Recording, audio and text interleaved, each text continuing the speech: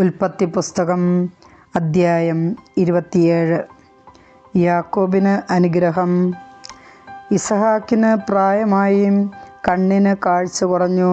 അവൻ മൂത്ത മകൻ ഏസാവിനെ വിളിച്ചു, എൻ്റെ മകനെ, ഇതാ ഞാൻ. അവൻ വിളി കേട്ടു. ഇസഹാക്ക് പറഞ്ഞു, എനിക്ക് വയസ്സായി, എന്നാണ് ഞാൻ മരിക്കുകയെന്ന് അറിഞ്ഞുകൂടാ. നിന്റെ ആയുധങ്ങളായ അമ്പും വില്ലും എടുത്ത് വയലിൽ പോയി വേട്ടയാടി കുറേ കാട്ടിറച്ചി കൊണ്ടുവരിക.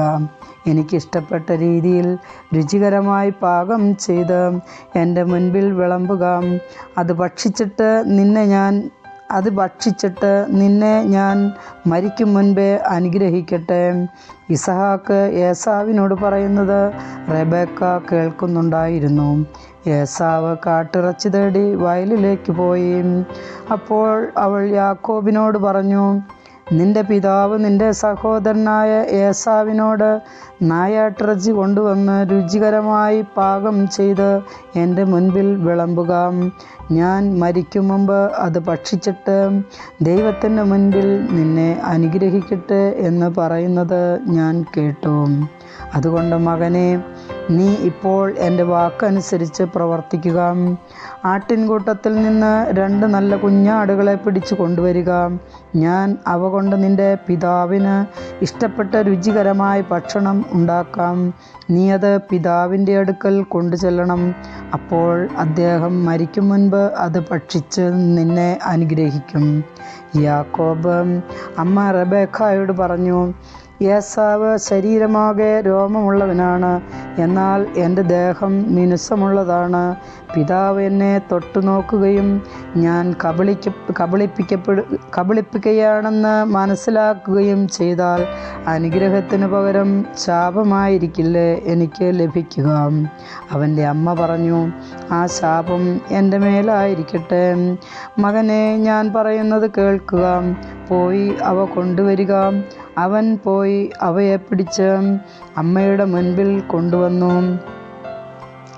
അവൾ അവൻ്റെ പിതാവിന് ഇഷ്ടപ്പെട്ട രുചികരമായ ഭക്ഷണം തയ്യാറാക്കി.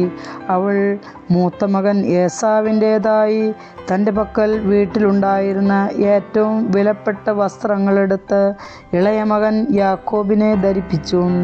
ആട്ടിൻതോല് കൊണ്ട് അവൻ്റെ കൈകളും കഴുത്തിലെ മിനുസമുള്ള ഭാഗവും മൂടി. പാകം ചെയ്ത രുചികരമായ മാംസവും അപ്പവും അവൾ യാക്കോബിൻ്റെ കയ്യിൽ കൊടുത്തു. യാക്കോബ് പിതാവിൻ്റെ അടുക്കൽ ചെന്ന് വിളിച്ചു, എൻ്റെ പിതാവേ, ഇതാ ഞാൻ. അവൻ വിളി കേട്ടു. നീ ആരാണ് മകനെ എന്ന് അവൻ ചോദിച്ചു. യാക്കോബ് മറുപടി പറഞ്ഞു, അങ്ങയുടെ കടിഞ്ഞൂൽ പുത്രൻ ഏസാവാണ് ഞാൻ.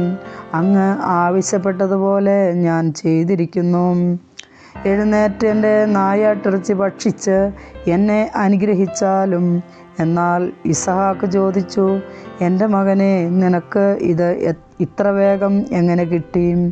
യാക്കോബ് പറഞ്ഞു, അങ്ങയുടെ ദൈവമായ കർത്താവ് ഇതിനെ എൻ്റെ മുൻപിൽ കൊണ്ടുവന്നു. അപ്പോൾ ഇസഹാക്ക് യാക്കോബിനോട് പറഞ്ഞു, അടുത്തു വരിക മകനെ, ഞാൻ നിന്നെ തൊട്ടുനോക്കി. നീ എൻ്റെ മകൻ ഏസാവ് തന്നെയോ എന്നറിയട്ടെ.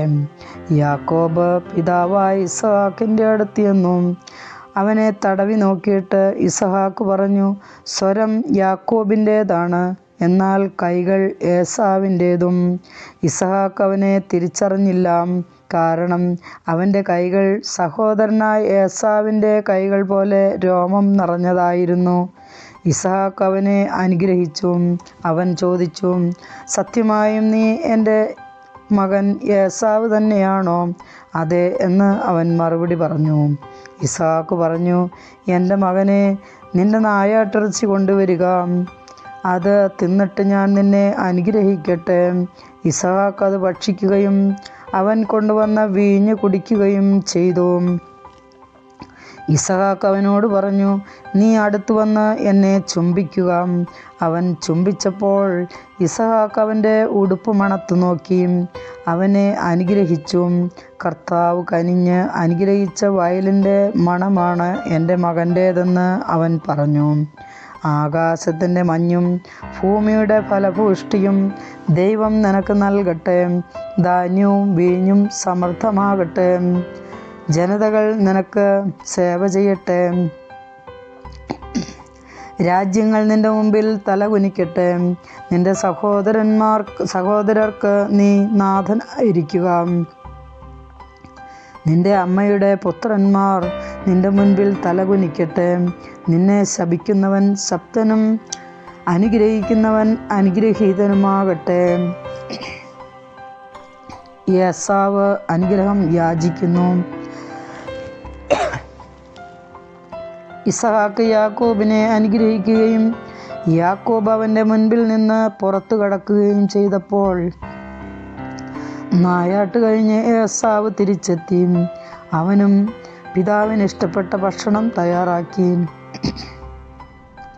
പിതാവിൻ്റെ അടുക്കൽ കൊണ്ടുവന്നിട്ട് പറഞ്ഞു, പിതാവേ, എഴുന്നേറ്റ് അങ്ങയുടെ മകൻ്റെ നായാട്ടിറച്ചി ഭക്ഷിച്ച് എന്നെ അനുഗ്രഹിച്ചാലും.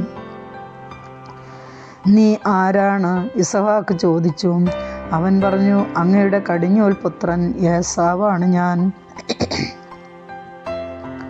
ഇസഹാക്ക് അത്യധികം പരിഭ്രമിച്ചു വിറയ്ക്കാൻ തുടങ്ങി. അവൻ ചോദിച്ചു, നായാട്ടിറച്ചിയുമായി നിനക്ക് മുൻപ് എൻ്റെ മുൻപിൽ വന്നത് ആരാണ്? ഞാൻ അത് തിന്നുകയും അവനെ അനുഗ്രഹിക്കുകയും ചെയ്തല്ലോ. അവൻ അനുഗ്രഹിക്കപ്പെട്ടവനായിരിക്കും. പിതാവിൻ്റെ വാക്ക് കേട്ടപ്പോൾ ഏസാവ് അതീവ ദുഃഖത്തോടെ കരഞ്ഞു. പിതാവേ, എന്നെയും അനുഗ്രഹിക്കുക, അവൻ അപേക്ഷിച്ചു. ഇസഹാക്ക് പറഞ്ഞു, നിന്റെ സഹോദരൻ എന്നെ കബളിപ്പിച്ചു. നിനക്കുള്ള വരം എന്നിൽ നിന്ന് തട്ടിയെടുത്തു. ഏസാവ് പറഞ്ഞു, വെറുതെയാണോ അവനെ യാക്കോബ് എന്ന് വിളിക്കുന്നത്? 2 തവണ അവൻ എന്നെ ചതിച്ചു. കടിഞ്ഞൂൽ അവകാശം എന്നിൽ നിന്നവൻ കൈക്കലാക്കി. ഇപ്പോഴിതാ എനിക്കുള്ള അനുഗ്രഹവും അവൻ തട്ടിയെടുത്തിരിക്കുന്നു. വീണ്ടും അവൻ പിതാവിനോട് ചോദിച്ചു, എനിക്ക് വേണ്ടി ഒരു വരം പോലും അങ്ങ് നീക്കിവെച്ചിട്ടില്ലേ? ഇസഹാക്ക് പറഞ്ഞു, ഞാൻ അവനെ നിന്റെ യജമാനനാക്കി, അവൻ്റെ സഹോദരന്മാരെ അവൻ്റെ ദാസന്മാരും ധാന്യവും വീഞ്ഞും കൊണ്ട് ഞാൻ അവനെ ധന്യനാക്കി. മകനെ, നിനക്ക് വേണ്ടി എന്താണ് എനിക്കിനി ചെയ്യാൻ കഴിയുക? എൻ്റെ പിതാവേ, ഒറ്റ വരമേ അങ്ങയുടെ പക്കൽ ഉള്ളോ? എന്നെയും അനുഗ്രഹിക്കുക എന്ന് പറഞ്ഞ് അവൻ പൊട്ടിക്കരഞ്ഞു. അപ്പോൾ ഇസഹാക്ക് പറഞ്ഞു, ആകാശത്തിൻ്റെ മഞ്ഞിൽ നിന്നും ഭൂമിയുടെ ഫലപുഷ്ടിയിൽ നിന്നും നീ അകന്നിരിക്കും. വാളുകൊണ്ട് നീ ജീവിക്കും. നിന്റെ സഹോദരന് നീ ദാസ്യവൃത്തി ചെയ്യും. എന്നാൽ സ്വതന്ത്രനാകുമ്പോൾ ആ നുകം നീ തകർത്തു കളയും. യാക്കോബ് ലാബാൻ്റെ അടുക്കലേക്ക് പിതാവ് യാക്കോബിന് നൽകിയ അനുഗ്രഹം മൂലം ഏസാവ് യാക്കോബിനെ വെറുത്തു. അവൻ ആത്മഗതം ചെയ്തു. പിതാവിനെ പറ്റി വിലപിക്കാനുള്ള ദിവസങ്ങൾ അടുത്തു വരുന്നുണ്ട്. അപ്പോൾ ഞാൻ അവനെ കൊല്ലും. മൂത്ത മകനായ ഏസാവിൻ്റെ വാക്കുകൾ റബേക്കയുടെ ചെവിയിലെത്തി. അവൾ ഇളയവനായ യാക്കോബിനെ വിളിച്ചു പറഞ്ഞു, നിന്നെ കൊല്ലുമെന്നോർത്ത് നിന്റെ ജ്യേഷ്ഠൻ ആശ്വസിച്ചിരിക്കുകയാണ്. മകനെ, ഞാൻ പറയുന്നത് കേൾക്കുക. ഹാരാനിലുള്ള എൻ്റെ സഹോദരനായ ലാബാൻ്റെ അടുത്തേക്ക് ഓടി രക്ഷപ്പെടുക. നിന്റെ ജ്യേഷ്ഠൻ്റെ രോഷമടങ്ങുവോളം നീ അവിടെ താമസിക്കുക. ജ്യേഷ്ഠന് നിന്നോടുള്ള കോപം അടങ്ങുകയും നീ ചെയ്തതൊക്കെ മറക്കുകയും ചെയ്യട്ടെ. അപ്പോൾ ഞാൻ ആളയച്ച് നിന്നെ ഇങ്ങോട്ട് വരുത്താം. ഒരു ദിവസം തന്നെ നിങ്ങൾ 2 പേരും എനിക്ക് നഷ്ടപ്പെടുന്നത് എന്തിന്? അത് കഴിഞ്ഞ് റബേക്ക ഇസഹാക്കിനോട് പറഞ്ഞു, ഈ ഹിത്യ സ്ത്രീകൾ മൂലം എനിക്ക് ജീവിതം മടുത്തു.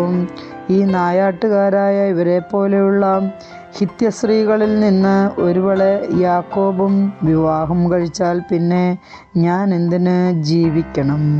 കർത്താവിൻ്റെ വചനം.